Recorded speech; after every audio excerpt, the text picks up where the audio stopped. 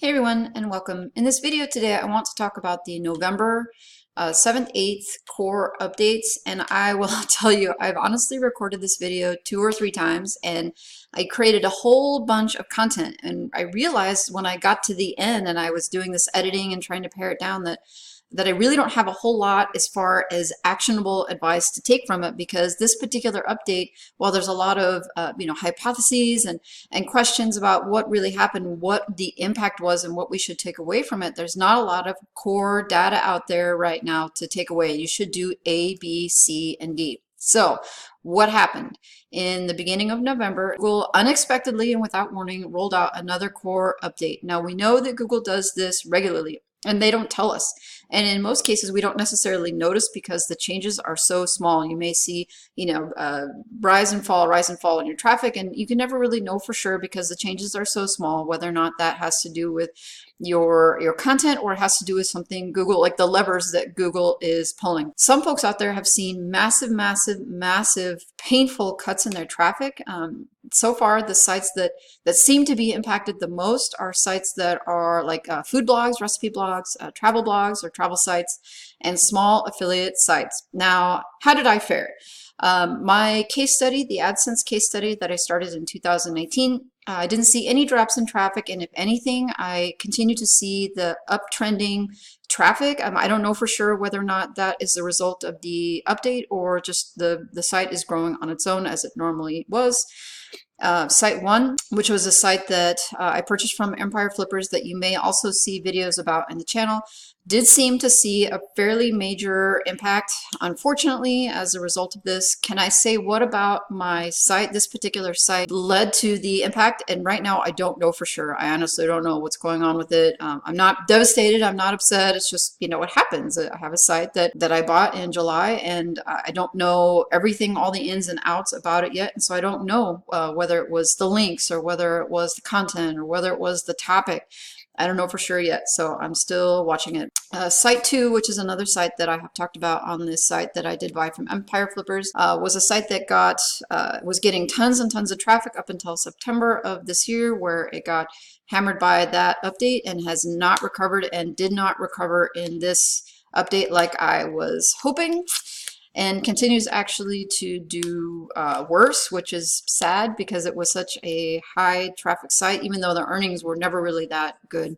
Site 3 was a site that got hammered in the end of May, early June update, and actually recovered really well in September. And I was kind of wondering how it would do in the next update, whether or not it would go up and go down. But if anything, the November update has continued to have positive impacts upon the site, and it continues to improve overall. Can I say specifically what about any of these sites lead it to either be impacted or not by this update? The answer is no, not for sure, not really. But there is a lot of talk out there, by people who are saying, that this may be the reason. There's at least 1 or 2 websites that I've seen that have suggested that, while Google hasn't said anything, and so the assumption is, to go back and focus on relevance and the EAT acronym, that it has more to do with what sort of quality of links the site is getting, whether or not people are employing gray hat or black hat techniques. The thing that is different, though, about this particular update is it seems that there are a lot of people who are trying very hard to do things right, that they aren't creating links and are just focusing on great content. Those people have also been sucked into this, even though people are suggesting that it's the gray hat stuff that is causing it. And what I wonder, especially since a lot of affiliate sites have been sucked into this, that it has less to do with links and more about what it is that are people are doing on page. What do small affiliate sites often have in common? A lot of small affiliate sites are newer sites. A lot of smaller affiliate sites are maybe new affiliates, or people who are just getting started, or people who are using a lot of tools to help them get going. Affiliate sites, I think, are often really, I'm going to put up my air quotes, over optimized. Could Yoast be the problem? Could people who are brand new to this, or who are using these smaller affiliate sites, who are relying heavily upon a plugin like Yoast to format their pages and to insert their keywords and to get those green lights to move forward? I mean, could Yoast be the problem? I don't have any data to support this, and it's honestly just a theory, just like everything else everyone is throwing out there right now based upon what they're seeing and what they're thinking. I just can't help but wonder that the reliance by smaller, newer affiliates upon Yoast and plugins like that are now finally starting to see an impact. So what are the takeaways? I think the takeaways from this particular update is that it's still important to continue and focus primarily on creating good content.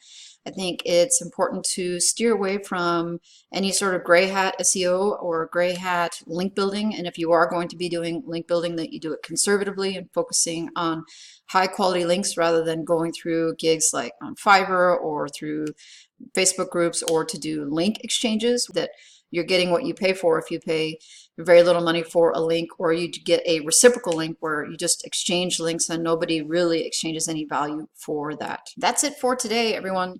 Before you go, will you do me a favor and go down to the comments and let me know how your sites managed this last update here in November? Did you have a site that did really well? Did your site get hurt by this update? Did you even notice it at all? Or maybe did you have a site that improved as a result of these changes? I'd love to hear how your sites are handling this. Thank you so much for watching, and we'll see you in the next one.